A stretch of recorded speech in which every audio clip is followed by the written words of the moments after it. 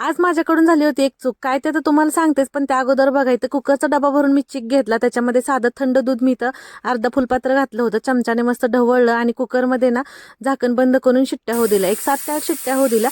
इकडे तोपर्यंत ना दुसऱ्या पातेल्यात मी जे राहिलेला चिक होता त्याच्यामध्ये चवीपुरता गूळ घातला. म्हणजे आता गोड किती लागतं तेवढं कमी जास्त करू शकते.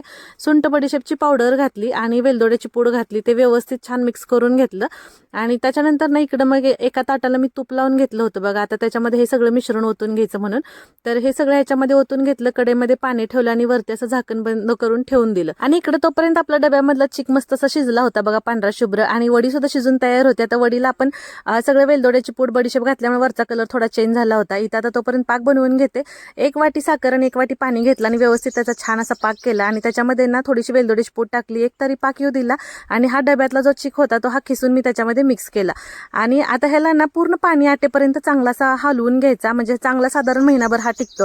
आता माझ्याकडून चूक अशी झाली होती की खिसताना जी आपली खिसणी होती ना, तर त्याला ना त्या दिवशी मी हळदीचं लोणचं बनवताना हळद खिसलेली, त्याचं पिवळं राहिलं होतं. तसं ते ओल्या हळदीचं निघत नाही लवकर, त्याच्यामुळे माझ्याकडून हा खिस पिवळा झाला होता.